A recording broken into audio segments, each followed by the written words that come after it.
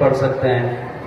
اللہم صلی علی سیدنا محمد وعلی آل سیدنا و مولانا محمد وبارک وسلم۔ اللہم صلی علی سیدنا محمد وعلی آل سیدنا و مولانا محمد وبارک وسلم۔ باب قول اللہ تعالی وَنَزَعُ الْمَوَازِينَ الْقِسْطَ لِيَوْمِ الْقِيَامَةِ وَأَنَّ أَعْمَالَ بَنِي آدَمَ وَقَوْلَهُمْ يُوزَنُ تُوزَنُ۔ وقال مجاہد القسطاس العدل بالرومیہ ويقال القسط مصدر المقسط وهو العادل، وأما القاسط فهو الجائر۔ وبه قال حدثنا أحمد بن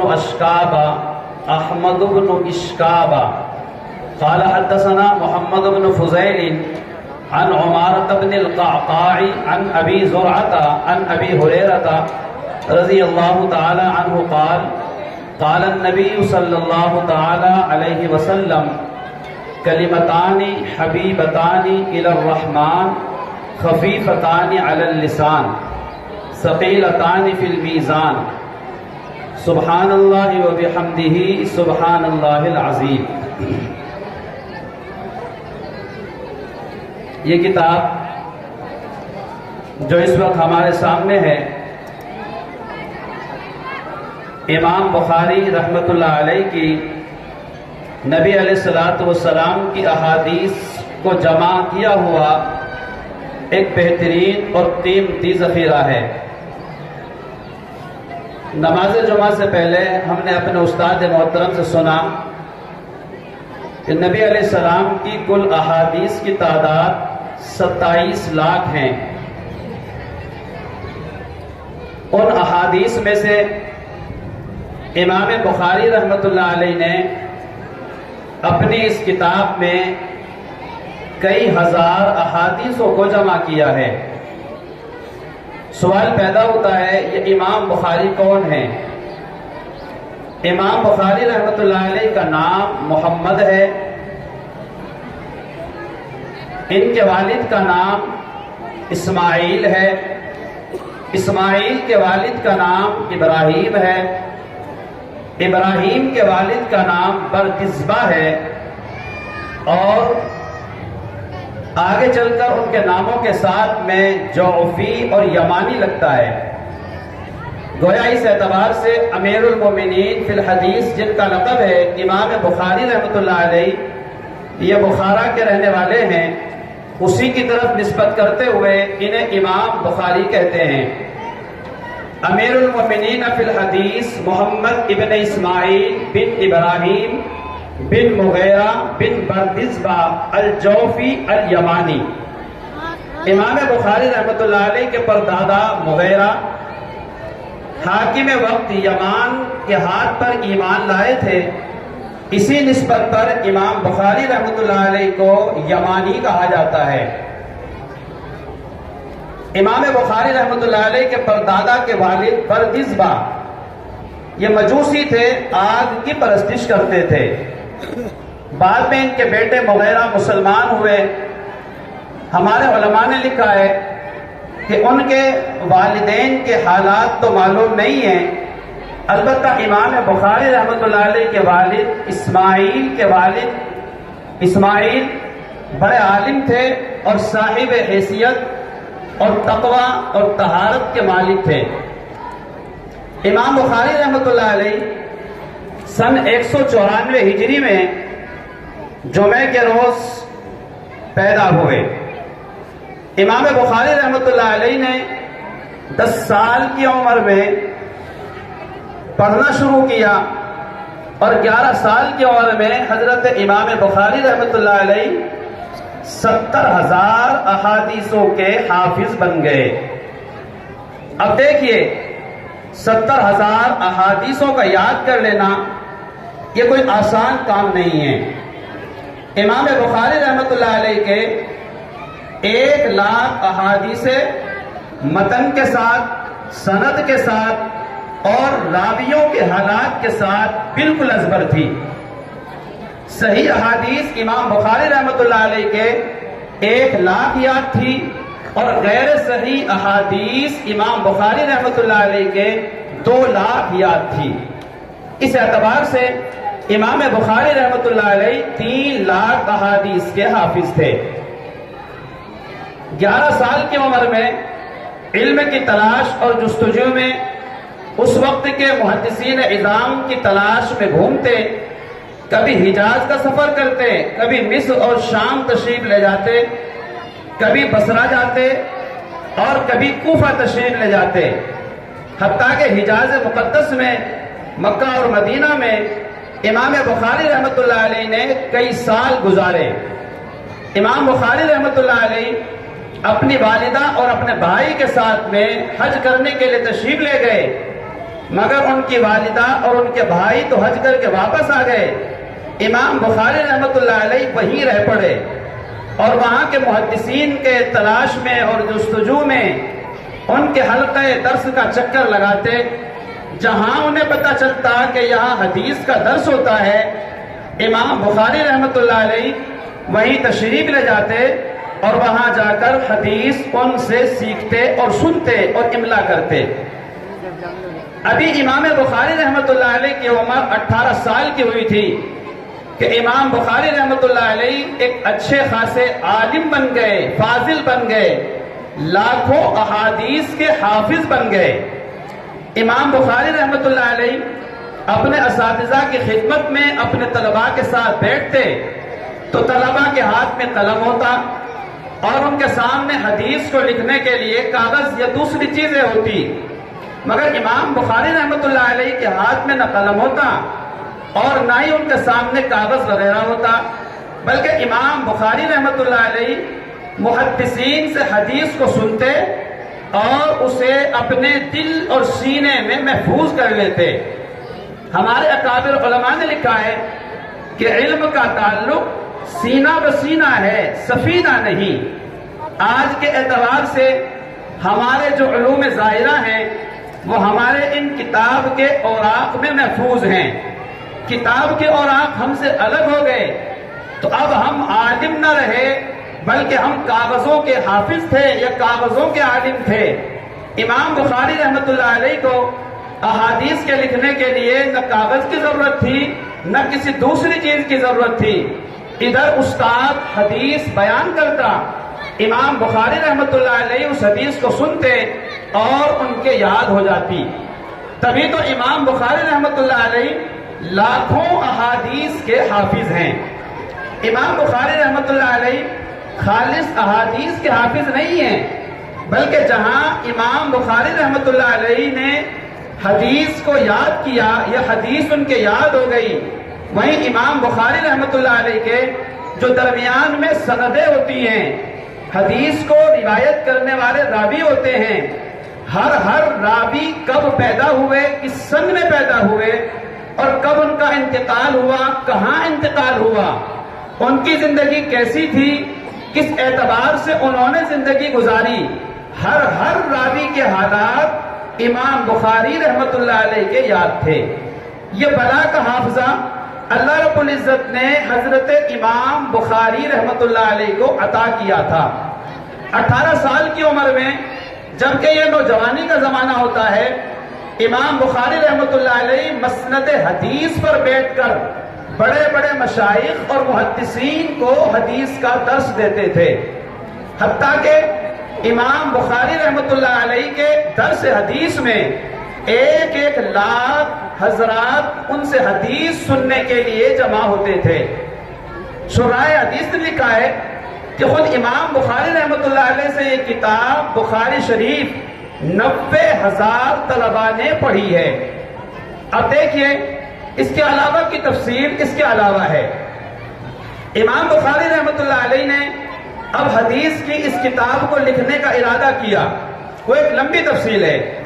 امام بخاری رحمۃ اللہ علیہ کے جب لاکھوں احادیث یاد ہو گئی تو ان لاکھوں احادیث میں سے امام بخاری رحمۃ اللہ علیہ نے کچھ احادیث کا انتخاب کیا، اور انتخاب کرنے کے بعد امام بخاری رحمۃ اللہ علیہ نے اپنی اس کتاب میں 8,000 سے کچھ زیادہ، یا بعض محدثین کے مطابق 7,000 سے کچھ زیادہ، یا بعض محدثین کی رائے کے مطابق 9,000 سے زیادہ احادیث کو اپنی اس کتاب بخاری میں جمع فرمایا۔ امام بخاری رحمۃ اللہ علیہ کی عجیب حالت ہے اس کتاب کے لکھنے میں۔ امام بخاری رحمۃ اللہ علیہ جب اپنی اس کتاب میں کوئی حدیث لکھتے ہیں، پہلے غسل فرماتے ہیں اور عطر لگاتے ہیں، خوشبو لگاتے ہیں، وضو کرتے ہیں اور 2 رکعت نماز استخارے کی نیت سے پڑھتے ہیں۔ جب انہیں اس بات کا یقین کامل حاصل ہو جاتا ہے کہ یہ حدیث بالکل صحیح ہے اور اس میں ذرہ برابر کا کوئی شبہ ہے ہی نہیں، تب امام بخاری رحمۃ اللہ علیہ اپنی اس کتاب میں اس حدیث کو نقل فرماتے ہیں۔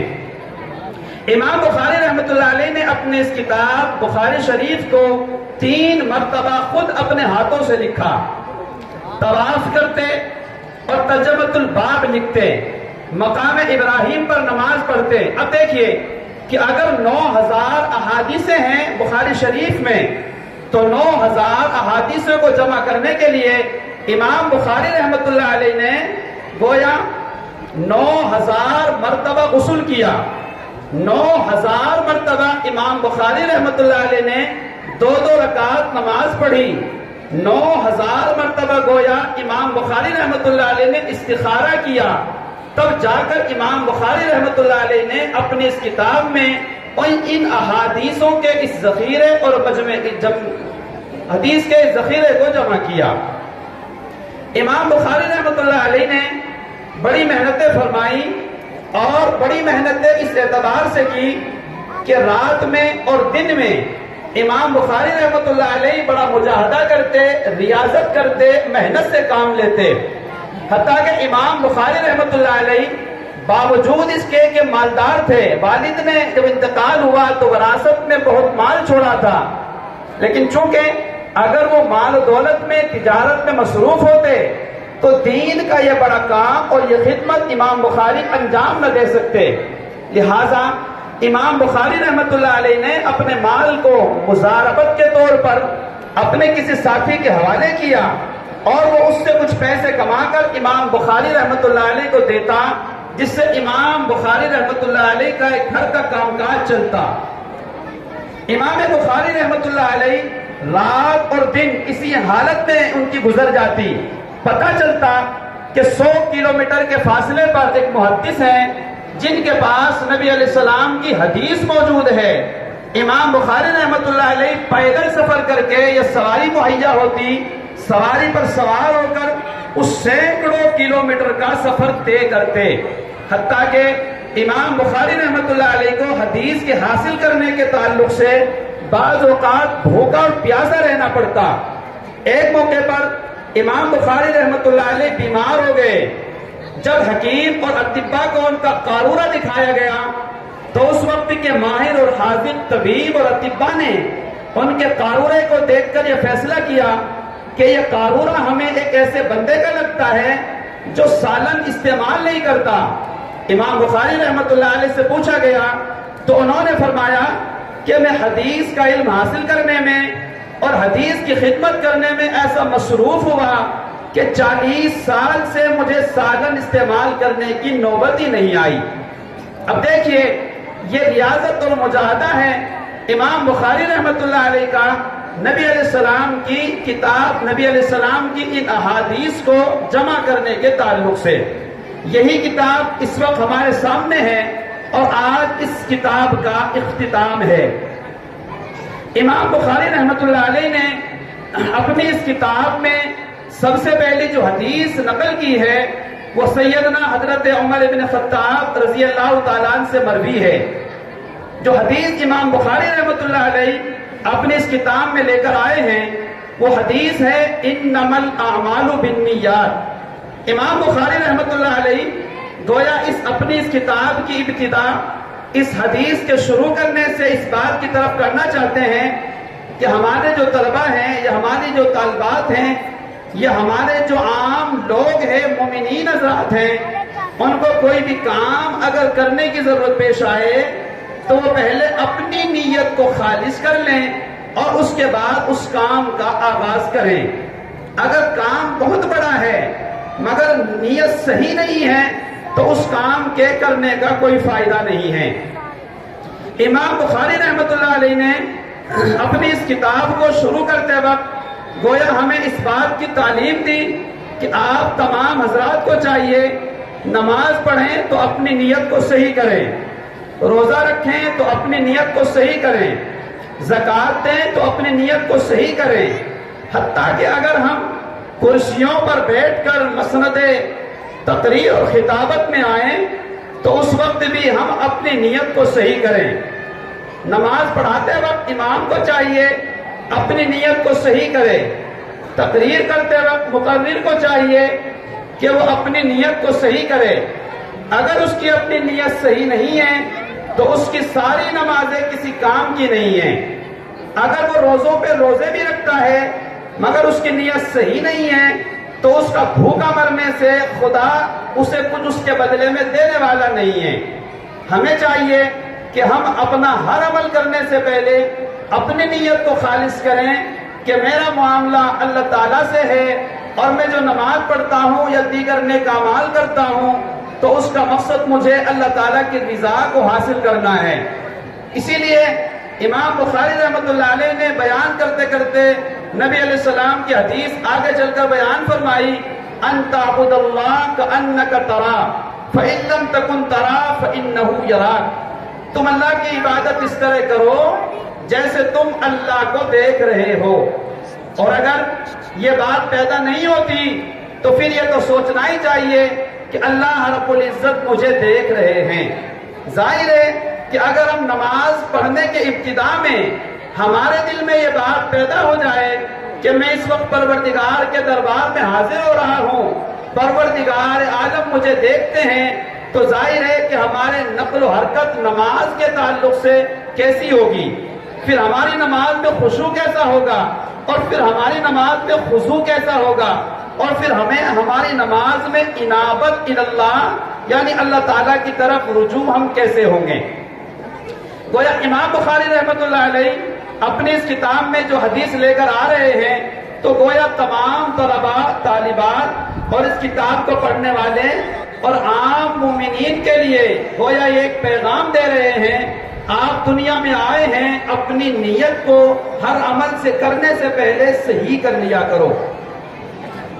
اب دیکھیے سیدنا حضرت عائشہ رضی اللہ تعالیٰ عنہ ہیں، نبی علیہ السلام گھر میں تشریف لائے، حضرت عائشہ رضی اللہ تعالیٰ عنہ کو دیکھا کہ ان کے ہاتھ میں کچھ سکے ہیں، چاندی کے درہم ہیں، اور وہ انہیں پانی سے دھل رہی ہیں۔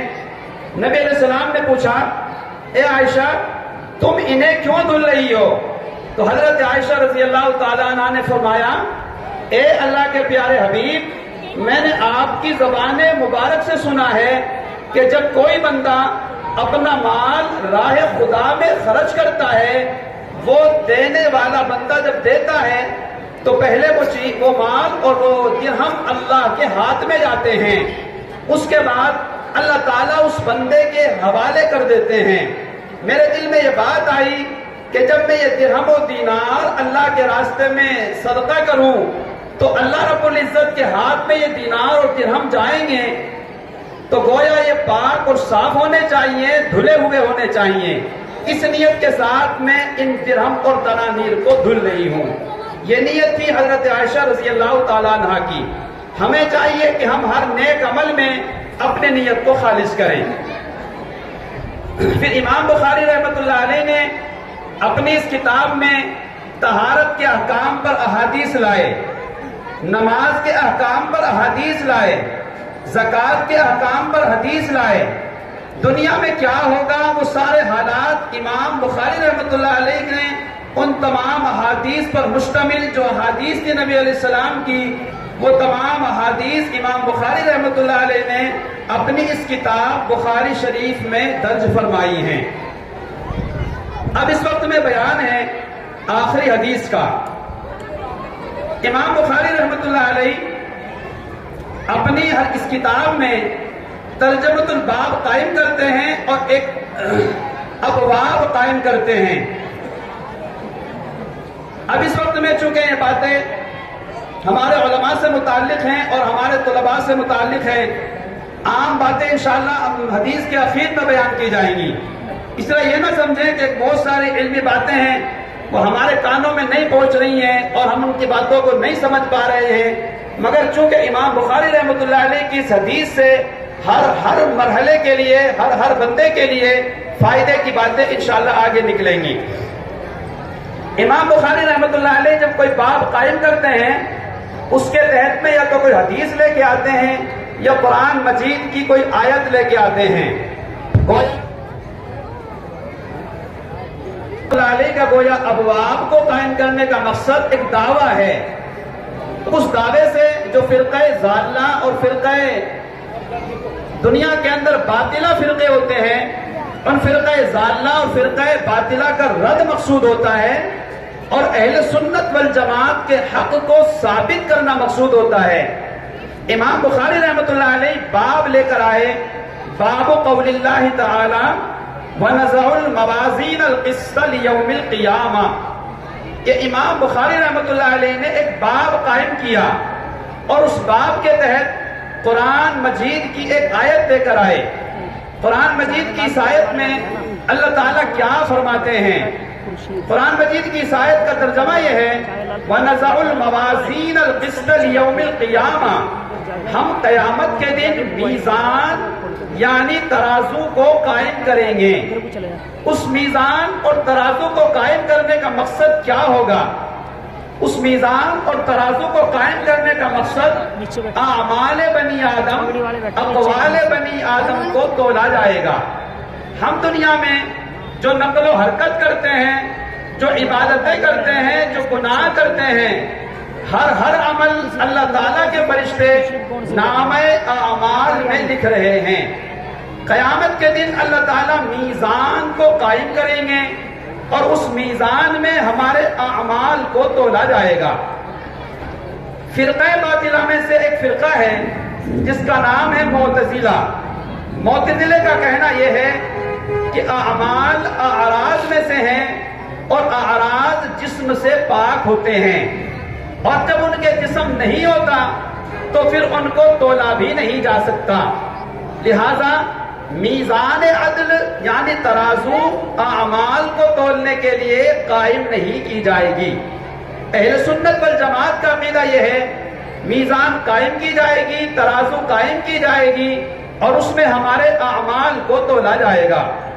ہمارے مشائخ میں سے ایک بزرگ گزرے ہیں حضرت مولانا مسیح الامت جلال آبادی رحمۃ اللہ علیہ، وہ اس حدیث کو بیان کرنے میں 18 پیسے بیان کرتے تھے۔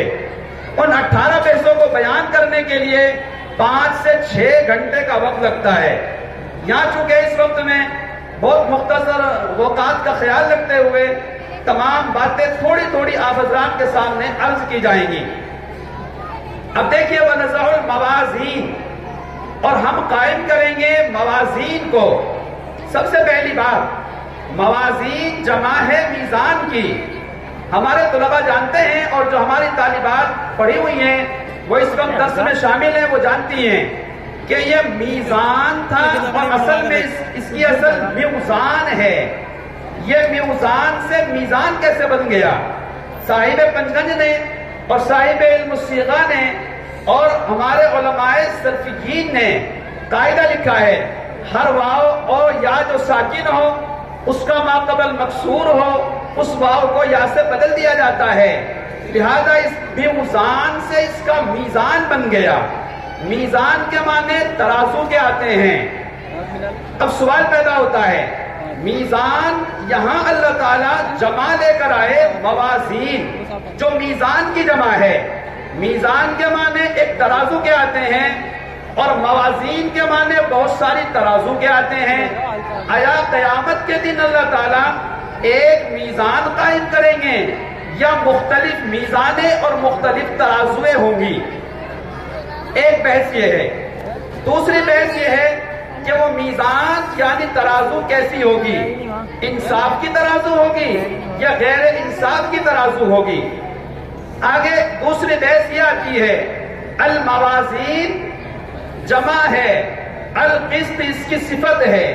ہمارے علماء جانتے ہیں اور ہمارے طلباء جانتے ہیں کہ موصوف صفت کے درمیان 10 چیزوں میں مطابقت ضروری ہوتی ہے.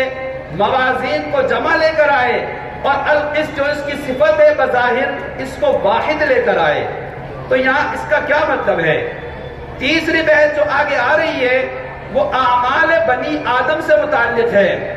اعمال بنی آدم اعراض میں سے ہیں، ان کے جسم نہیں ہوتے، ان کو کیسے تولا جائے گا؟ آگے جو بحث آتی ہے وہ القسطاس پر ہے. آگے جو بحث آتی ہے وہ العدل بالرومیہ سے آتی ہے. خیر وہ تفصیل آ رہی ہے آپ کے سامنے، ایک ایک لفظ کی مختصر تشریح میں آپ کے سامنے کر رہا ہوں. موازین جو جمع لے کر آئے ہیں اللہ تعالیٰ بہت ساری ترازو. کیا قیامت کے دن اللہ تعالیٰ ایک ترازو قائم کریں گے یا بہت ساری ترازوؤں کو قائم کیا جائے گا؟ ہمارے محدثین نے، ہمارے علماء نے جواب لکھا یا تو یہ ہوگا کہ بندے کے اعمال مختلف طرح کے ہیں، ہر ترازو میں ہر بندے کے الگ الگ اعمال کو تولا جائے گا. کسی میں نماز کو تولا جائے گا، کسی میں روزے کو تولا جائے گا، کسی میں حج کو تولا جائے گا، کسی میں اخلاص کو تولا جائے گا اور کسی میں کسی چیز کو تولا جائے گا. لہذا ہر عمل کو تولنے کے لیے الگ الگ ترازو قائم کی جائے گی. لہذا موازین کا لانا صحیح ہے. یا اس کا دوسرا مطلب یہ ہوگا کہ ہر بندے کو ترازو کے پلڑے میں رکھا جائے گا اور ترازو کے پلڑے میں رکھ کر ہر بندے کو تولا جائے گا. یہاں ایک سوال پیدا ہوتا ہے. قرآن مجید کی اس آیت سے بات سمجھ میں آتی ہے کہ اللہ تعالیٰ ترازو کو قائم فرمائیں گے، مگر قرآن مجید کی ایک دوسری آیت اور ہے، فَلَا نُقِيمُ لَهُمْ يَوْمَ الْقِيَامَةِ وَزْنًا، ہم قیامت کے دن ترازو کو قائم نہیں کریں گے. اب دیکھیے قرآن مجید کی یہ آیت کہتی ہے کہ ترازو قائم کی جائے گی، مگر قرآن مجید کی دوسری آیت سے سمجھ میں آتا ہے کہ ترازو کو قائم نہیں کیا جائے گا. اس کا جواب یہ ہے، انسانوں میں بعض انسان مسلمان ہیں اور انسانوں میں بعض انسان کافر ہیں. بعض انسان ایسے ہیں جو مسلمان ہیں، ان کے پاس نیک اعمال بھی ہیں اور برے اعمال بھی ہیں، اور بعض ایسے ہیں کہ جن کے پاس نیکیاں ہی نیکیاں ہیں، برائی ہے ہی نہیں. اور کفار میں بعض بندے ایسے ہیں کہ جن کے پاس نیکیاں بھی ہیں اور برائی بھی ہیں. لہذا اگر مسلمانوں میں سے کوئی بندے ایسے ہیں کہ ان کے پاس نیکیاں ہی نیکیاں ہیں تو پھر وہاں ترازو کو قائم کرنے کی کوئی ضرورت ہی نہیں ہے. جب اس کے پاس تمام اعمال نیک ہی ہیں تو پھر ترازو کے ایک پلڑے میں نیکی رکھی جائے گی اور برائیاں اس کے پاس ہیں نہیں، لہذا وہاں تولنے کی ضرورت نہیں. اور اگر کسی بندے کے پاس گناہ ہی گناہ ہیں اور حسنات اس کے پاس ہے ہی نہیں ہیں، اس کے بھی اعمال کو تولنے کی ضرورت نہیں ہے. اس بندے کے لیے سیدھا فیصلہ جہنم کا ہو جائے گا. ہاں اعمال کو تولا جائے گا ان بندوں کے جن کے پاس نیک اعمال بھی ہوں گے اور برے اعمال بھی ہوں گے. ایک پلڑے میں نیک اعمال کو رکھا جائے گا اور دوسرے پلڑے میں برے اعمال کو رکھا جائے گا. اب اگر وہ نیک اعمال والا پلڑا جھک گیا تو اس بندے کے لیے جنت کا فیصلہ ہو جائے گا، اور اگر وہ گناہ والا پلڑا جھک گیا تو گویا اس بندے کے لیے جہنم کا فیصلہ ہو جائے گا. اور اگر ان دونوں کی حسنات اور سیئات، نیکیاں اور برائیاں دونوں برابر ہوں گی تو اس بندے کو جہنم میں نہیں بھیجا جائے گا، بلکہ جہنم اور جنت کے درمیان ایک مقام ہے جس کو مقام اعراف کہتے ہیں. اسے کچھ دن کے لیے مقام اعراف میں رکھا جائے گا، پھر اللہ رب العزت اپنا فضل فرما کر اس بندے کو جنت عطا فرما دیں گے. موازین گویا ہر بندے کے ہر عمل کو الگ الگ تولا جائے گا. یہ بھی ہو سکتا ہے. سوال پیدا ہوتا ہے کہ وہ ترازو کتنی بڑی ہوگی. نبی علیہ السلام نے ارشاد فرمایا ترازو کا ایک پلڑا اتنا بڑا ہوگا کہ اگر زمین اور آسمان اور ساری چیزیں ایک پلڑے میں رکھتی جائیں تو وہ ساری ایک پلڑے میں سما جائیں گی. وہ ترازو کا ایک پلڑا اتنا بڑا ہوگا. دوسرے پلڑے میں دوسری تمام چیزوں کو رکھ دیا جائے وہ اتنا بڑا ہوگا. پھر اس ترازو میں ایک زبان ہوگی جو بتائے گی کہ نیکیاں اتنی ہیں اور برائیاں اتنی ہیں۔ الموازین القسط لیوم القیامہ دنیا میں نہیں ہوگا بلکہ آخرت میں ہوگا۔ ہمارے ذہن میں یہ بات گردش کرتی ہے ہمارے یہ اعمال کیسے تولے جائیں گے؟ جیسا کہ فرقہ معتزلہ کہتا ہے ہم زبان سے کوئی الفاظ نکالتے ہیں وہ ختم ہو جاتا ہے، ہم کوئی عمل کرتے ہیں وہ ختم ہو جاتا ہے، پھر ہمارے اعمال کو کیسے تولا جائے گا؟ ہمارے علماء نے اس کا جواب دیا یا تو یہ ہوگا کہ صاحب اعمال کو تولا جائے گا، یا یہ ہوگا کہ اس کو نامہ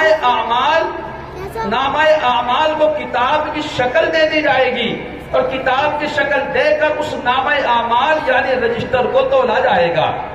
اب دیکھیے قرآن مجید کی آیت اس بات پر گواہ ہے وَوُضِعَ الْكِتَابُ فَتَرَى الْمُجْرِمِينَ مُشْفِقِينَ مِمَّا فِيهِ لَا يُغَادِرُ صَغِيرَةً وَلَا كَبِيرَةً إِلَّا أَحْصَاهَا، جو کتاب کے الفاظ ہیں اس کتاب سے مراد یہاں پر نامہ اعمال ہیں، اسے گویا رجسٹر کو تولا جائے گا، ایک طرف نیک اعمال کو رکھا جائے گا اور دوسری طرف برے اعمال کو رکھا جائے گا، اس اعتبار سے تولا جائے گا۔ دوسری بات یہ ہے یہاں تولنے کی کیا ضرورت ہے؟ اللہ تعالیٰ کو تو معلوم ہے، پھر اللہ تعالیٰ کو تولنے کی کیا ضرورت ہے؟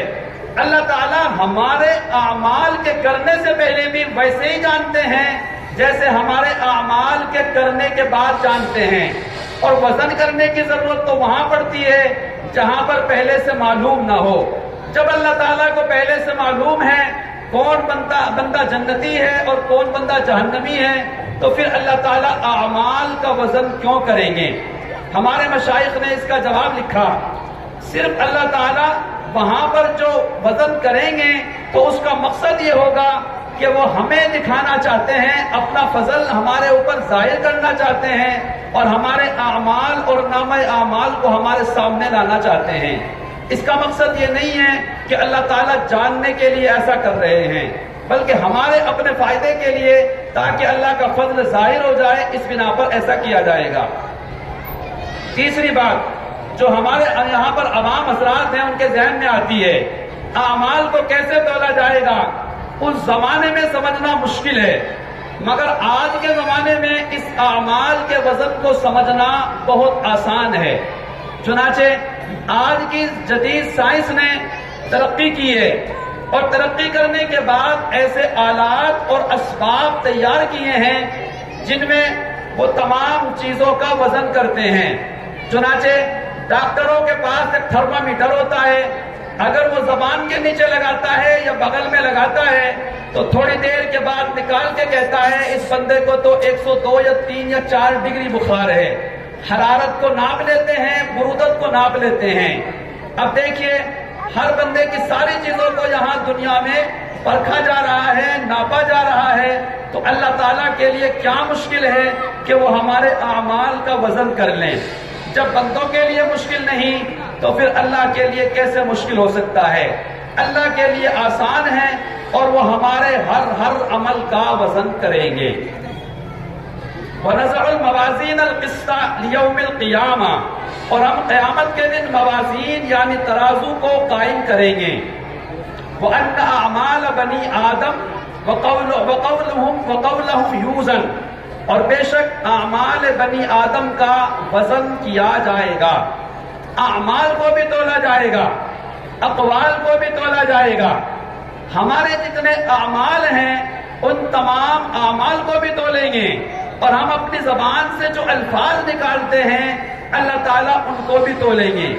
ہم اپنی زبان سے الفاظ کو نکال کر یہ نہ سمجھیں کہ ہم نے تو بول دیا بس بول دیا، ما یلفظ من قول الا لدیہ رقیب عتید، ہم جو بولتے ہیں اپنی زبان سے وہ نامہ اعمال میں لکھا جا رہا ہے، اللہ تعالیٰ اس کا بھی وزن فرمائیں گے۔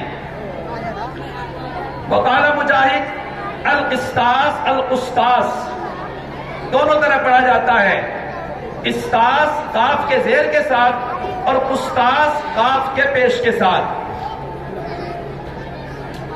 العدل بالرومیہ، امام مجاہد رحمت اللہ علیہ فرماتے ہیں کہ القسطاس یا القسطاس اس کے معنی عدل کے ہیں، انصاف کے ہیں، اور یہ ایسا لفظ ہے جس کے معنی ظلم کے بھی آتے ہیں۔ چنانچہ قرآن مجید کی آیت ہے وَأَمَّا الْقَاسِطُونَ فَكَانُوا لِجَهَنَّمَ حَطَبًا، یہاں پر قاسدون ظالمون کے معنی میں ہے، اور یہاں پر جو القسط آیا ہے قرآن مجید کی اس آیت میں، یہاں اس کے معنی عدل کے ہیں۔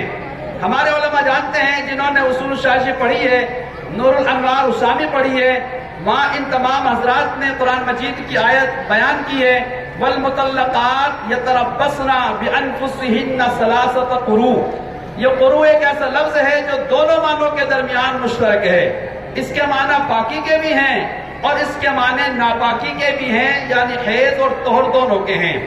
اسی طرح یہاں پر جو لفظ قسط ہے یہ دونوں معنوں میں استعمال ہوتا ہے، عدل و انصاف کے معنی میں بھی استعمال ہوتا ہے اور ظلم کے معنی میں بھی استعمال ہوتا ہے۔ اگر اسے ثلاثی مجرد سے لے کر آئیں، ہمارے طلباء جانتے ہیں ثلاثی مجرد کے ابواب سے لے کر آئیں تو اس کے معنی ظلم کے آتے ہیں، اور اگر اسے ثلاثی مزید کے ابواب سے لے کر آئیں تو اس کے معنی عدل کے آتے ہیں۔ القسطاس العدل، اللہ رب العزت جو میزان ترازو قائم کریں گے وہاں پر کسی بندے کے اوپر ظلم نہیں ہوگا، وہ انصاف کی ترازو ہوگی۔ حتیٰ کہ حدیث مبارکہ میں ہے نبی علیہ السلام نے ارشاد فرمایا اگر دنیا میں کسی ایسی بکری نے جس کے سینگ تھے اور بے سینگ والی بکری کے سینگ مار دیا ہوگا، اللہ تعالیٰ اس بے سینگ والی بکری کو سینگ عطا فرمائیں گے اور اسے کہیں گے کہ آپ اس بکری سے اپنا بدلہ لے لو۔ ایسا انصاف ہوگا، اور ایسے انصاف کی ترازو اللہ رب العزت میدان قیامت میں قائم فرمائیں گے، جس سے دودھ کا دودھ اور پانی کا پانی ہو جائے گا۔ ہر بندے کے بارے میں پتہ چل جائے گا کہ وہ دنیا میں کیا کر کے آیا تھا اور کتنے اس نے گل چھرے اڑائے تھے۔ چنانچہ العدل بالرومیہ، وقال مجاہد القسطاس العدل بالرومیہ۔ بعض حضرات کہتے ہیں کہ یہاں پر القسط یہ رومی زبان کا لفظ ہے، اور رومی زبان عجمی شمار ہوتی ہے، حالانکہ قرآن مجید تو عربی زبان میں ہے، تو پھر عربی زبان جو قرآن مجید عربی زبان میں ہے، قرآن مجید میں القسط کو جو رومی یعنی عجمی زبان کا لفظ ہے اسے کیوں لے کر آئے؟ اس سے تو ایسا لگتا ہے نعوذ باللہ کہ اللہ تعالیٰ گویا اس جگہ پر عربی زبان میں عربی لفظ لانے پر عاجز تھے۔ ایسا نہیں ہے، بلکہ ہمارے اکابر علماء نے فرمایا ہے کہ یہاں پر بہت سارے احباب اور بہت سارے حضرات نے اور مشائخ نے القسط کو رومی زبان میں مانا ہے، اور بعض حضرات نے فرمایا کہ یہ معرب ہے۔ معرب کا مطلب یہ ہوتا ہے کہ وہ لفظ عربی نہیں ہوتا مگر اسے عربی بنا لیا جاتا ہے۔ جیسے قرآن مجید کی آیت ہے الم تر کیف فعل ربک باصحاب الفیل۔ عرب میں چونکہ ہاتھی نہیں پایا جاتا، اور فارسی زبان میں ہاتھی کو پیل کہا جاتا ہے پے سے، اور عربی زبان میں پے نہیں آتا، لہذا وہاں پر چونکہ ہاتھی نہیں پایا جاتا اور ہاتھی کا استعمال قرآن مجید عربی زبان میں لانا تھا، لہذا اس پے کو فا سے بدل دیا گیا اور پیل کو فیل بنا دیا۔ اس کو معرب کہتے ہیں۔ بھلے ہی القسط رومی عجمی زبان کا لفظ ہو مگر یہاں پر اسے معرب کر کے عربی زبان میں لے کر آئے ہیں۔ العدل بالرومیہ ویقال القسط مصدر المقسط۔ پیچھے ایک بات آئی تھی الموازین جمع ہے جو موصوف ہے، اور القسط اس کی صفت ہے، اور موصوف صفت کے درمیان مطابقت ضروری ہے۔ اب دیکھیے کہ موصوف جمع ہے اور اس کی صفت واحد ہے، یہاں پر اس کی صفت واحد کیوں لے کر آئے؟ فرماتے ہیں کہ القسط مصدر ہے، اور مصدر کے بارے میں کہ یہ اس میں جنس ہوتا ہے، اور اس میں جنس نہ جمع ہوتا ہے نہ مذکر ہوتا ہے نہ مؤنث ہوتا ہے، اس بنا پر یہاں اس کو لے کر کے آئے ہیں، یعنی القسط الموازین کی صفت لانا بالکل صحیح ہے۔ المقسط وہو العادل، مقسط کے معنی یہاں پر انصاف کرنے والا۔ اب انصاف کرنے والا کون ہوگا؟ انصاف کرنے والی جو ذات ہے وہ اللہ رب العزت کی ذات ہوگی۔ دنیا کے اندر جو بہت سارے انصاف کرنے والے لوگ ہوتے ہیں وہ انصاف کا ڈھنڈورا تو پیٹتے ہیں مگر انصاف نہیں کرتے۔ بعض والدین بھی ہوتے ہیں جو اپنی اولاد کے درمیان انصاف نہیں کرتے۔ بہت سارے شوہر ہوتے ہیں جو اپنی بیوی کے درمیان انصاف نہیں کرتے۔ بہت سارے قاضی ہوتے ہیں، جج ہوتے ہیں جو اپنی رعایا کے درمیان، فیصلے کے درمیان انصاف نہیں کرتے۔ مگر اللہ رب العزت کی ذات ایسی نہیں ہے، بلکہ وہ ہر بندے کے ساتھ، ہر بندی کے ساتھ، ہر مخلوق کے ساتھ انصاف فرمائیں گے۔ وہ انصاف کی ترازو ہوگی اور انصاف کی ترازو وہ قائم کریں گے۔ فَهُوَ الْعَادِلُ وَأَمَّا الْقَاسِطُ فَهُوَ الْجَائِرُ، اور قاسط جائر کے معنی میں بھی آتا ہے، یعنی ظالم کے معنی میں بھی آتا ہے اگر اسے ثلاثی مجرد کے ابواب سے لایا جائے۔ یہاں پر یہ تفصیل تھی، اب آگے حدیث کا بیان شروع ہوتا ہے۔ وَبِهِ قَالَ حَدَّثَنَا أَحْمَدُ بْنِ إِشْكَابَ قال حدثنا محمد بن فضیل عن عمارة بن القعقاع عن ابی زرعہ عن ابی ہریرہ۔ امام بخاری رحمۃ اللہ علیہ ان تمام راویوں کے حوالے سے اور واسطے سے اس حدیث کو ہمارے سامنے لے کر آئے ہیں۔ ان میں سب سے پہلے جو راوی ہیں وہ ہیں احمد بن اشکاب۔ احمد بن اشکاب اور اشکاب دونوں طرح صحیح ہے۔ یہ اپنے وقت کے بڑے محدث تھے اور بڑے محدثین میں ان کا شمار ہوتا ہے۔ اب یہاں پر اگر ان کے حالات کو بیان کیا جائے تو ایک لمبا وقت چاہیے۔ قال حدثنا محمد بن فضیل، محمد بن فضیل یہ بھی ایک بڑے محدث تھے۔ یہاں پر میں محمد بن فضیل کے بارے میں تھوڑی سی بات کروں گا اور پھر آگے جاؤں گا۔ بعض حضرات نے اس کے اوپر اعتراض کیا کہ یہ جو راوی ہیں اس حدیث کے محمد بن فضیل یہ شیعہ تھے، یعنی رافضی تھے، اور جب یہ رافضی تھے تو امام بخاری رحمۃ اللہ علیہ اپنی اس کتاب میں حدیث کی روایت کرنے میں ایک شیعہ کو درمیان میں کیوں لے کر آئے ہیں؟ پہلی بات تو یہ ہے کہ امام بخاری رحمۃ اللہ علیہ کی جلالت شان سے یہ بات بعید ہے کہ وہ کسی شیعہ سے روایت کریں۔ اس کا اندازہ ان کے اس مشہور واقعے سے ہوتا ہے کہ ایک موقع پر حضرت امام بخاری رحمۃ اللہ علیہ کو پتہ چلا کہ فلاں جگہ پر ایک محدث ہیں اور ان کے پاس نبی علیہ السلام کی فلاں حدیث ہے۔ امام بخاری رحمۃ اللہ علیہ سفر کر کے ان محدث کے پاس پہنچے۔ جب پتہ چلا کہ وہ محدث تو اپنے گھوڑے کو چرانے کے لیے یا گھوڑی کو چرانے کے لیے جنگل میں تشریف لے گئے ہیں، امام بخاری رحمۃ اللہ علیہ وہیں چلے گئے۔ دیکھا کہ ان کی جو گھوڑی ہے وہ ان محدث سے دور ہے اور ان محدث نے اپنے پلے کو ایسے کر رکھا ہے اور ایسے کر کے اس گھوڑی کو اپنے پاس بلا رہے ہیں۔ امام بخاری رحمۃ اللہ علیہ جب ان کے پاس پہنچے اور پہنچنے کے بعد امام بخاری رحمۃ اللہ علیہ نے پوچھا، اچھا یہ بتاؤ تمہارے پلے میں کچھ ہے؟ تو ان محدث نے فرمایا میرے پلے میں کچھ نہیں ہے، مگر چونکہ میری گھوڑی مجھ سے دور چلی گئی تھی اور میں نے اسے بلانے کے لیے یہ ہیلا اختیار کیا تاکہ گھوڑی سمجھ جائے کہ پلے میں کچھ ہے میرے مالک کے اور وہ میرے پاس واپس آ جائے۔ امام بخاری رحمۃ اللہ علیہ یہ کہہ کر واپس تشریف لے آئے کہ جو اپنی گھوڑی کو دھوکہ دے سکتا ہے وہ نبی علیہ السلام کے احادیث کے بیان کرنے میں بھی دھوکے سے کام لے سکتا ہے، اور فرمایا کہ میرا تو یہ سفر بیکار گیا، میں تم سے حدیث نقل نہیں کروں گا۔ اب دیکھیے امام بخاری رحمۃ اللہ علیہ کی جلالت شان اور کیسی احتیاط کا معاملہ تھا جو انہوں نے ان محدث سے حدیث کے نقل کرنے میں کیا۔ جب امام بخاری رحمۃ اللہ علیہ کی جلالت شان اور تقوی اور طہارت اور احتیاط کا یہ معاملہ ہے تو پھر یہ بات بعید از عقل معلوم ہوتی ہے کہ امام بخاری رحمۃ اللہ علیہ کسی شیعہ سے حدیث نقل کریں۔ ہمارے بعض مشائخ نے اس کا جواب دیا، ہو سکتا ہے کہ یہ محمد بن فضیل اس وقت جب امام بخاری رحمۃ اللہ علیہ نے ان سے حدیث نقل کی ہو جب وہ شیعہ نہ ہو اور بعد میں شیعہ بن گئے ہوں۔ پھر ہمارے بعض محدثین نے اس کا یہ جواب دیا کہ محمد ابن فضیل جو جس کے بارے میں شیعہ ہونے کا اتہام اور تہمت اور الزام لگاتے ہیں، ہو سکتا ہے کہ محمد ابن فضیل ان شیعہ میں سے ہوں کہ جو شیعہ خاطی ہوتے ہیں، بعض شیعہ کافر ہوتے ہیں، بعض شیعہ ضال گمراہ ہوتے ہیں، اور بعض شیعہ فاسق ہوتے ہیں، اور بعض شیعہ خاطی ہوتے ہیں۔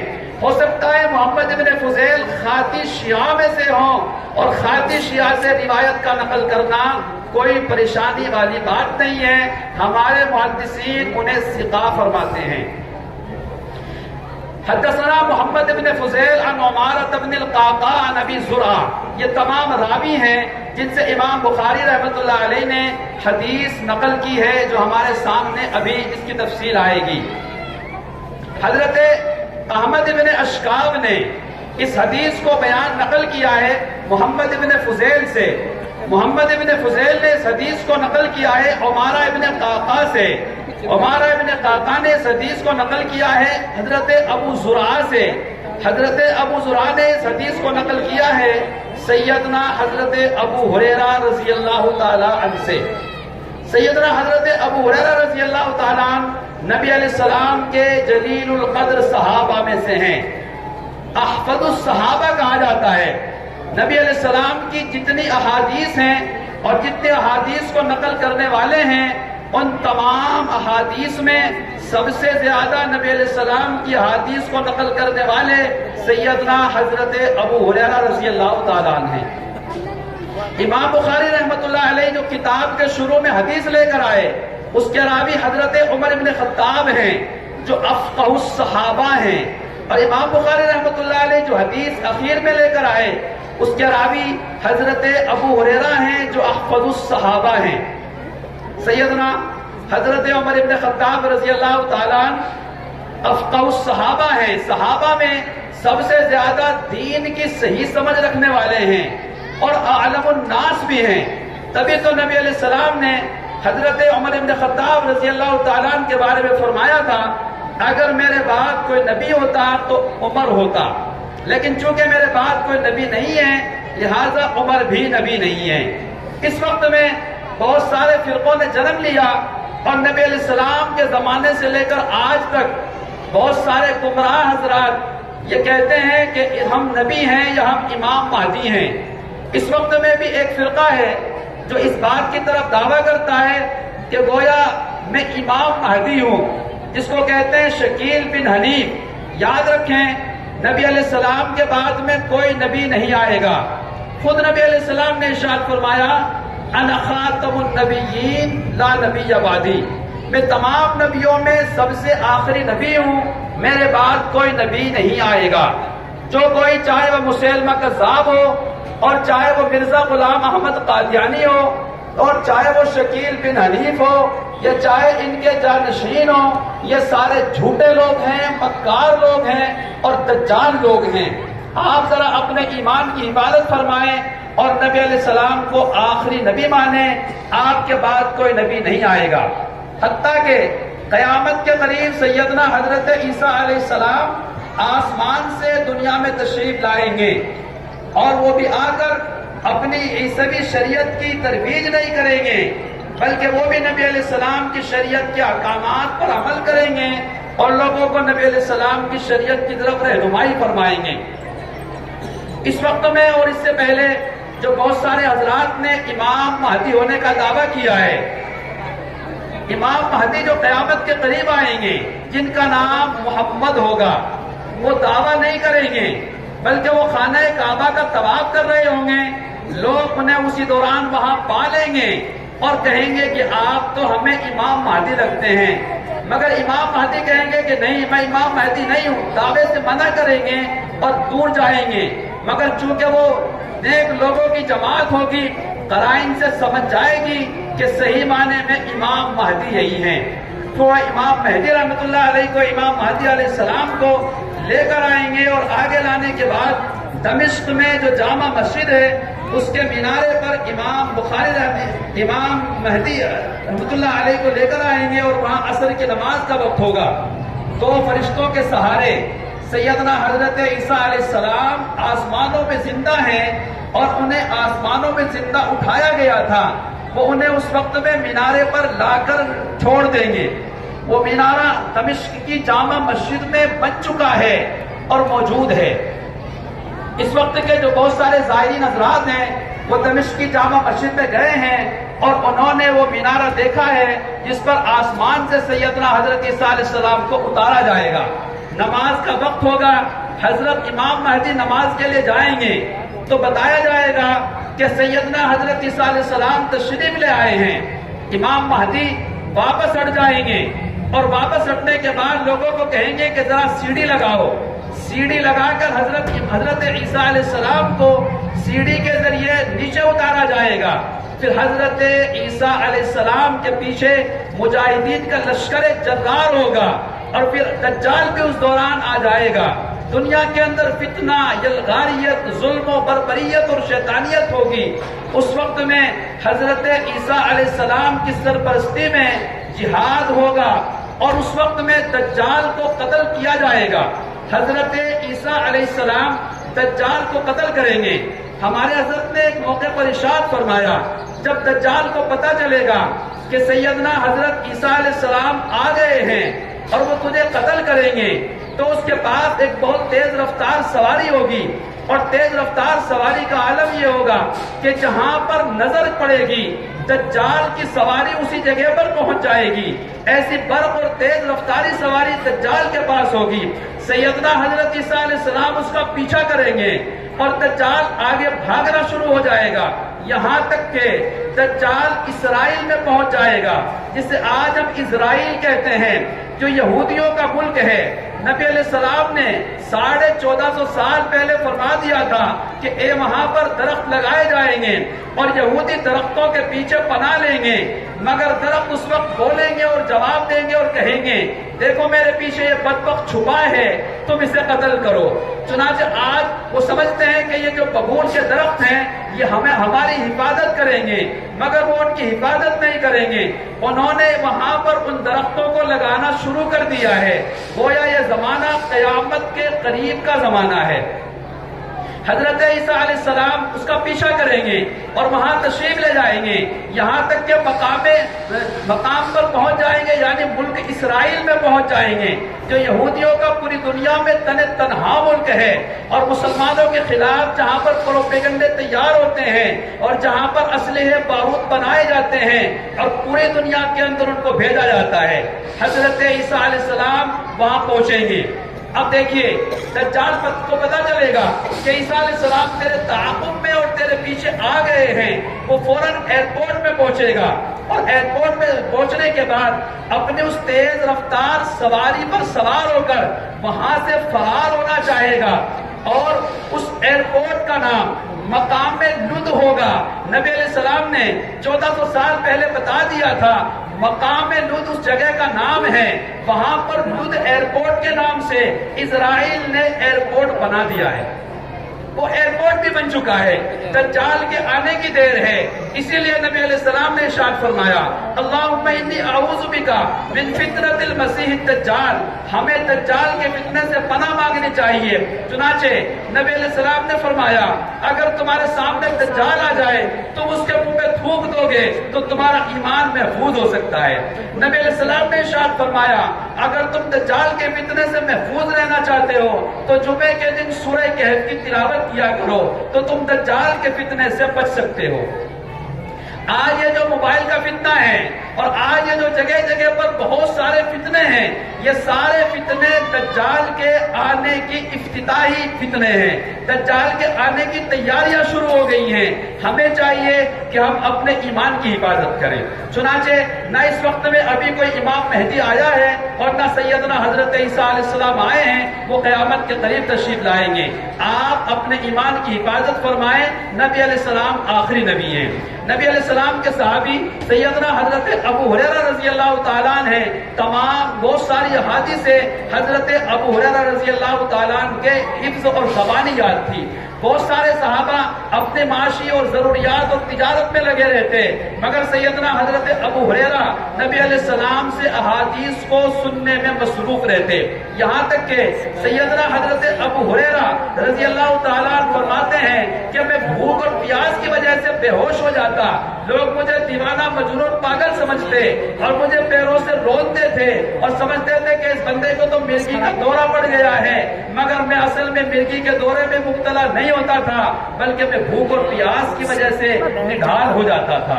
یہ حضرت ابو ہریرہ رضی اللہ تعالیٰ عنہ ہیں جنہوں نے نبی علیہ السلام سے کثرت سے احادیث کو نقل کیا ہے۔ امام بخاری رحمۃ اللہ علیہ سب سے آخری حدیث حضرت ابو ہریرہ رضی اللہ تعالیٰ عنہ سے لے کر آ رہے ہیں تاکہ ہماری جو طالبات ہیں یا ہمارے جو علماء اور طلباء ہیں ان کو چاہیے کہ وہ بھی اپنے اندر اس حفاظت کی چیز کو محفوظ کریں، یعنی علم دین بندے کے دل میں آ جاتا ہے مگر وہ نکل بھی جلدی چلا جاتا ہے، اگر عصیان ہوگا تو نسیان بھی ہوگا، اگر گناہوں کی کثرت ہوگی تو پھر علم محفوظ نہیں رہ سکتا۔ میرا یہ پیغام ہے خود اپنے سے بھی اور اپنے تمام احباب سے بھی اور ہماری اپنی طالبات سے بھی کہ ان کو چاہیے کہ وہ اپنے آپ کو گناہوں سے خالی زندگی گزارنے کی کوشش کریں، تبھی ان کا علم محفوظ رہ سکتا ہے۔ سیدنا حضرت ابو ہریرہ رضی اللہ تعالیٰ نے نبی علیہ السلام سے یہ حدیث نقل کی ہے، چنانچہ نبی علیہ السلام نے ارشاد فرمایا کلمتان حبیبتان الی الرحمن خفیفتان علی اللسان ثقیلتان فی المیزان۔ یہاں اس میں بہت ساری بحثیں ہیں مگر چونکہ وقت بہت کم ہے اور تمام بحثوں کو تفصیل سے بیان نہیں کیا جا سکتا۔ کلمتان حبیبتان، دو کلمے، ذرا دل کے کانوں سے سنیے، کلمتان حبیبتان، دو کلمے ایسے ہیں جو رحمان کو بہت پیارے ہیں۔ اب دیکھیے، رحمان اللہ تعالیٰ کے صفاتی ناموں میں سے ایک نام ہے، اللہ تعالیٰ کے جو نام ہیں وہ 99 ہیں صفاتی، اور ایک نام ہے اللہ کا ذاتی جسے ہم کہتے ہیں اللہ۔ آپ بھی اگر ایک مرتبہ محبت سے اللہ کا نام لے لیں گے نا تو دل کے اندر نور پیدا ہو جائے گا، ذرا بلند آواز سے لے کے دکھائیں اللہ اللہ اللہ اللہ۔ یہ اللہ کا ذاتی نام ہے۔ ہمارے مشائخ میں سے حضرت گنگوئی رحمۃ اللہ علیہ نے ارشاد فرمایا جس بندے نے اپنی زندگی میں ایک مرتبہ اللہ کا یہ نام محبت کے ساتھ لے لیا، جس بندے نے ایک مرتبہ اپنی زندگی میں اللہ کا یہ نام محبت کے ساتھ لے لیا، وہ ایمان کے بغیر اس دنیا سے جا ہی نہیں سکتا۔ ایسا یہ متورک نام ہے اللہ کا۔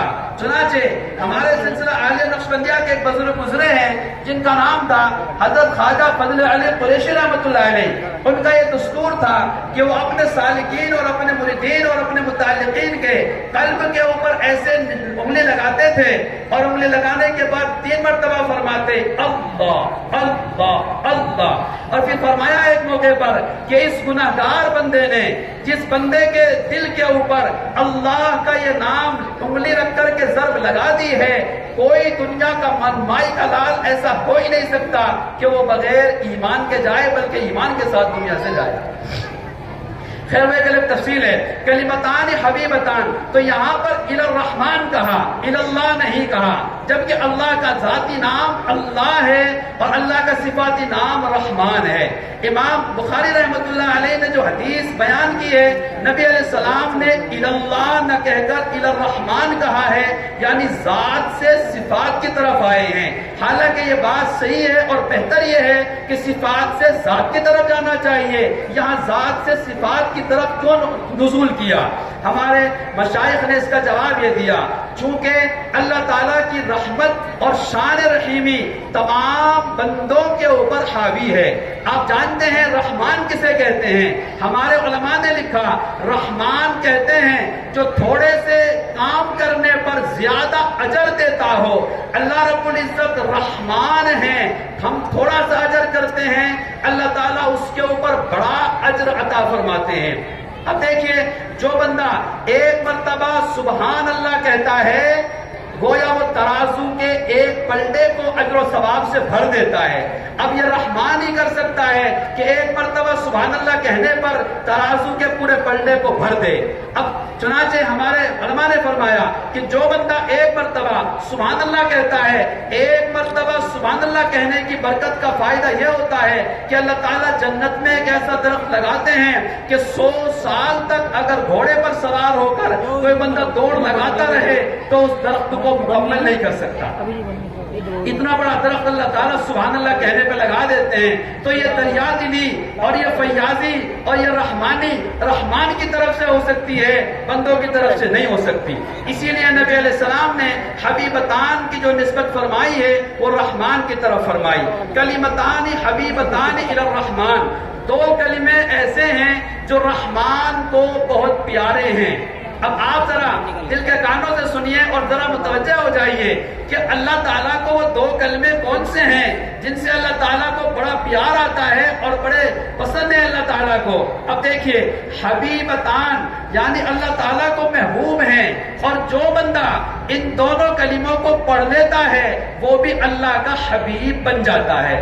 اب ہم میں سے کون بندہ ایسا نہیں ہے جو اللہ کا حبیب بننا چاہے؟ چنانچہ ہماری یہ بات اور آگے بڑھتی ہے۔ نبی علیہ السلام نے اسی کے اوپر بس نہیں کیا بلکہ آگے فرمایا خفیفتان علی اللسان۔ لوگوں کے دل میں یہ بات آئی ہوگی جب یہ دو کلمے ایسے ہیں جو رحمان کو بڑے پسند ہیں تو یہ تو بڑے بھاری بھرکم ہوں گے، ان کے پڑھنے کے لیے تو بڑی محنتیں کرنی پڑے گی اور راتوں کو جاگنا پڑے گا اور ان کے لیے تو یہ کرنا پڑے گا وہ کرنا پڑے گا اور بڑی محنتیں کرنی پڑے گی اور یاد کرنا پڑے گا اور استاد کے سامنے جانا پڑے گا۔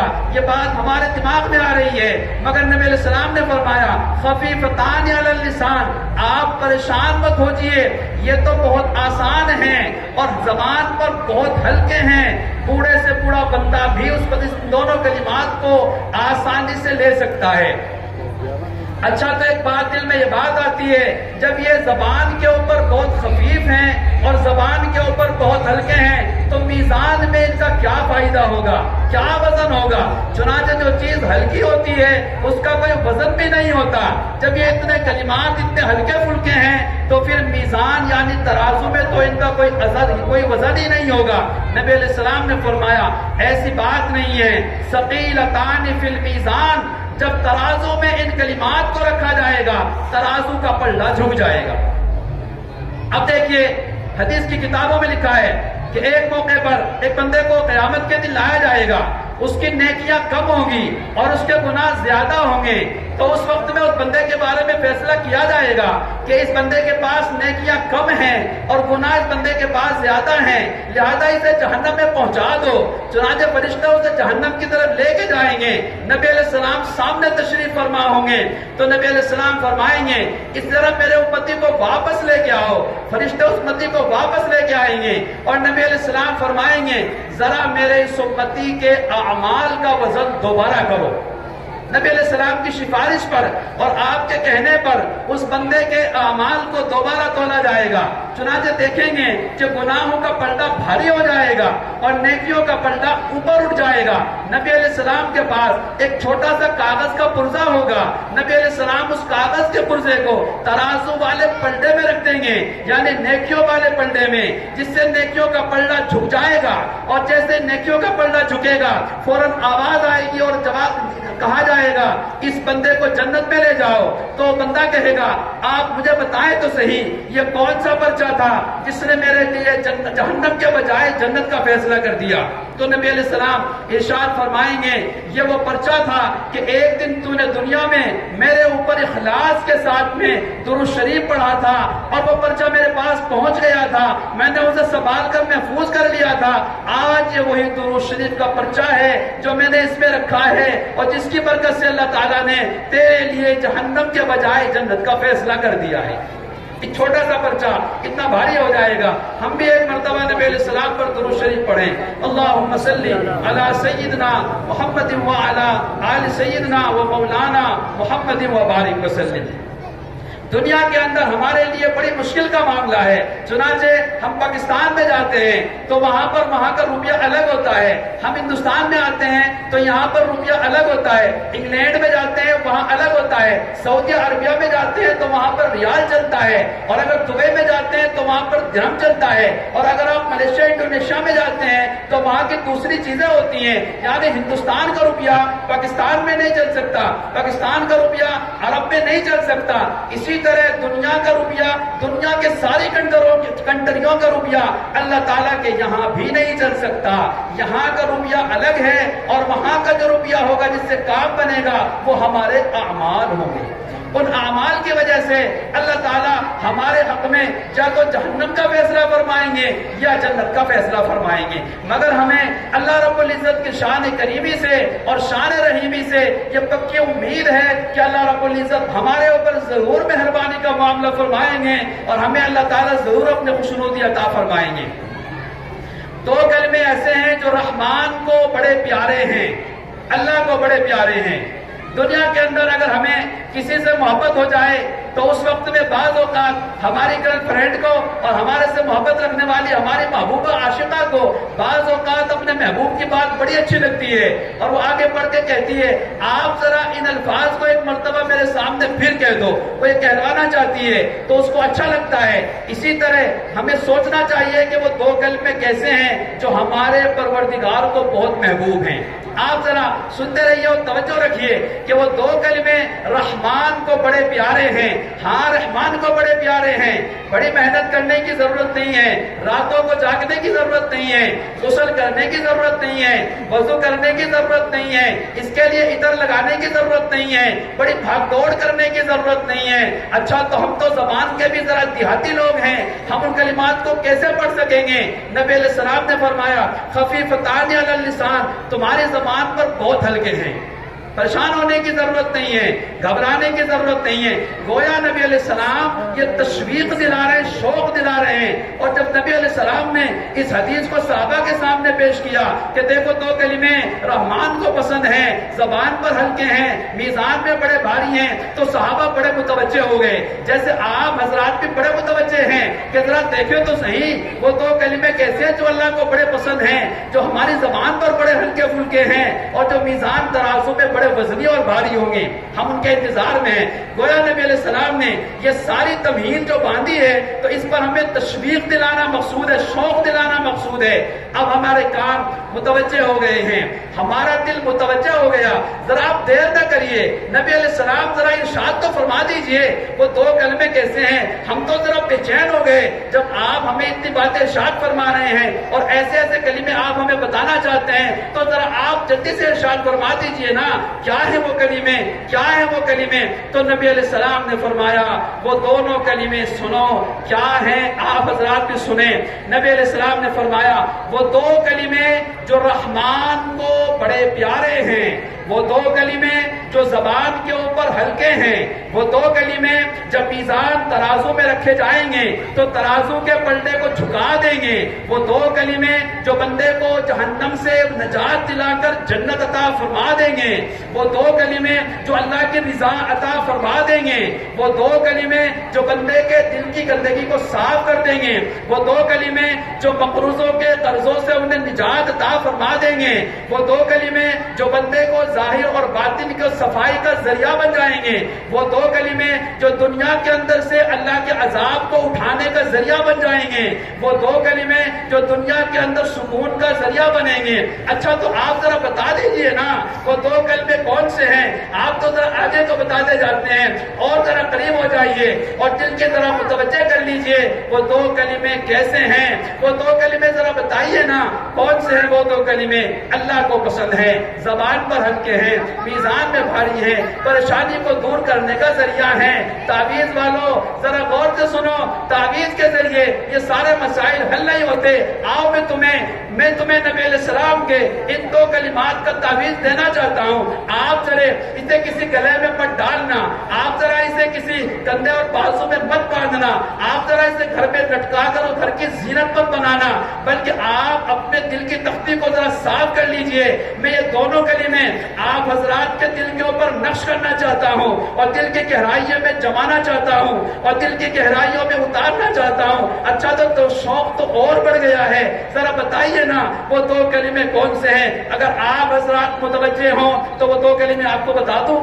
جی آپ حضرات وہ دو کلمے سننا چاہتے ہیں؟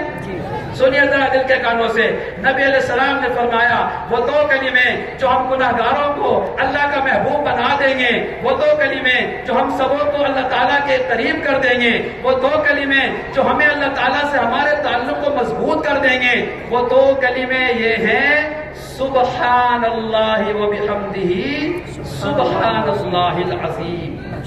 آپ ذرا بلند آواز سے کم 3 مرتبہ پڑھیے، سبحان اللہ و بحمدہ سبحان اللہ العظیم، سبحان اللہ و بحمدہ سبحان اللہ العظیم، سبحان اللہ و بحمدہ سبحان اللہ العظیم۔ ان دو کلموں میں کیا بتایا گیا؟ سبحان کے معنی آتے ہیں پاک کے، اللہ پاک ہیں ساری کمیوں سے، اللہ پاک ہیں سارے عیبوں سے، اللہ پاک ہیں سارے نقص سے۔ جب اللہ تعالیٰ سارے عیوبات سے، سارے نقائص سے، سارے عیوبات سے، ساری کمیوں سے پاک ہیں تو پھر تو اللہ تعالیٰ کے اندر کمال ہی کمال ہیں۔ اللہ تعالیٰ کے یہاں کمال کے علاوہ کچھ نہیں ہے۔ چنانچہ ان باتوں میں وہی بات بتائی گئی جو ہمیں ہمارے مشائخ لا الہ الا اللہ میں بتاتے ہیں۔ لا الہ الا اللہ میں نفی ہے، دنیا اور دنیا کی ہر چیز سے نفی ہے، اور محمد الرسول اللہ میں اس بات ہے۔ یہ وہی ہے جو ہمارے مشائخ ہمیں خانقاہوں میں سکھاتے ہیں اور بتاتے ہیں کہ پہلے تم تخلیہ کرو، پھر اس کے بعد ہم تمہارا تحلیہ کریں گے۔ پہلے دل کو گندگیوں سے پاک کرنا پڑے گا، نفس کے اندر سے رذائل کو نکالنا پڑے گا، اس کے لیے کسی شیخ و مرشد اور مربی کی صحبت میں رہنا پڑے گا، تب جا کر کے ہمارے نفس کا تزکیہ ہو سکتا ہے اور ہمارے قلب کا تصفیہ ہو سکتا ہے۔ اس کے بعد ہمارا دل مجلہ ہوگا، ہمارا دل مزکا ہوگا، اور اس دل میں پھر اللہ کی محبت آئے گی۔ دودھ بیچنے والوں کے پاس دودھ بیچنے والوں کے پاس ڈبہ لے کے پہنچتے ہیں، اگر اس میں گندگی پڑی ہو تو دودھ بیچنے والا ڈالنے والا اس میں دودھ ڈالنے سے منع کر دیتا ہے، آپ پہلے اس ڈبے کو صاف کر لیجئے تب میں اس میں دودھ ڈالوں گا۔ اللہ کی محبت بھی گناہگار دل میں نہیں آ سکتی، اللہ کی محبت گندے دل میں نہیں آ سکتی، ہمیں پہلے تخلیہ کرنا پڑے گا، اپنے دل کو صاف کرنا پڑے گا، تب جا کر اللہ رب العزت کی محبت ہمارے دل میں آئے گی۔ سبحان اللہ وحمدہ، اللہ تعالیٰ پاک ہیں، کوئی کمی اللہ کے یہاں نہیں ہے، نہ ذات میں ہے نہ صفات میں ہے۔ اللہ تعالیٰ ہمیشہ سے ہیں، ہمیشہ رہیں گے، ان کی ذات ہمیشہ سے ہے، ان کی صفات ہمیشہ سے ہے، وہ ہمیشہ رہے گی۔ لہٰذا ہمیں چاہیے کہ ہم قیامت کے دن کے لیے اعمال کی تیاری کریں، اور اعمال کی تیاری کے لیے ہمیں امام بخاری رحمۃ اللہ علیہ نے یہ آخری درس دیا ہے حدیث کا، اور آخری حدیث لے کر آئے امام بخاری۔ اب چھوٹی سی بات رہ گئی ہے، میں اپنی بات کو انشاءاللہ سمیٹنے کی کوشش کر رہا ہوں۔ سوال پیدا ہوتا ہے کہ امام بخاری رحمۃ اللہ علیہ اس حدیث کو اپنی اس کتاب کے آخر میں کیوں لائے؟ ہمارے حضرت نے اس کی ایک بہترین توجہ بیان کی ہے، چونکہ یہ حدیث سب سے آخری حدیث ہے۔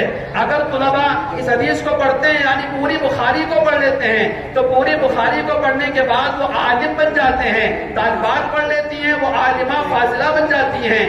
اب اس کے بعد ان کے سامنے دنیا کے بہت سارے مشاغل آئیں گے اور بہت ساری پریشانیوں میں الجھنا پڑے گا۔ لہٰذا اگر تم کسی پریشانی میں الجھ جاؤ تو پریشان ہونے کی ضرورت نہیں ہے، تم اللہ کی تسبیح کو بیان کر لینا، اور اللہ کی تسبیح کو بیان کرنے سے سب سے بڑا فائدہ یہ ہوگا کہ اللہ تعالیٰ تمہیں ان پریشانیوں سے نجات عطا فرما دیں گے۔ سیدنا حضرت یونس علیہ السلام کو مچھلی نے نگل لیا تھا، تو سیدنا حضرت یونس علیہ السلام ایک ہی دعا پڑھتے تھے، قرآن عظیم الشان میں ہے، لا الہ الا انت سبحانک انی کنت من الظالمین۔ اللہ فرماتے ہیں للبث فی بطنہ الی یوم یبعثون، قیامت تک یونس علیہ السلام مچھلی کے پیٹ میں ہی رہتے اگر وہ ہماری اس تسبیح کو بیان نہ کرتے۔ آپ جتنے عام لوگ ہیں، ہمارے علماء تشریف فرما ہے، ہمارے طلباء طالبات، ہماری مشورات یہاں موجود ہیں، اگر کسی پریشانی میں الجھ جائیں اور کوئی دقت آ جائے اور راستہ ہموار نظر نہ آئے تو اس وقت فوراً چاہیے کہ ہم اللہ کی تسبیح کو بیان کریں، اللہ کی پاکی کو بیان کریں۔ چنانچہ ہمارے حضرت شاہ مسعود احمد جلال آبادی رحمۃ اللہ علیہ اپنے یہاں آنے والے متعلقین کو فرمایا کرتے تھے کہ جب وہ استغفار پڑھا کریں تو استغفار سے پہلے ان کلمات کو بھی پڑھ لیا کریں، سبحان اللہ و بحمدہ، سبحان اللہ العظیم، استغفر اللہ العظیم الذی لا الہ الا هو الحی القیوم واتوب الیہ۔ اب یہ سید الاستغفار بن گیا اور ان کلمات کے پڑھنے سے اللہ تعالیٰ اس کے گناہوں کو معاف فرما دیتے ہیں۔ لہذا امام بخاری رحمت اللہ علیہ اخیر میں اس حدیث کو اسی وجہ سے لے کر آئے تاکہ اگر ہمارے سامنے کوئی پریشانی آ جائے تو اللہ کی تسبیح سے اس پریشانی کا ازالہ کر دیں۔ یہ بات یہاں تک سبق کے اعتبار سے مکمل ہو گئی ہے۔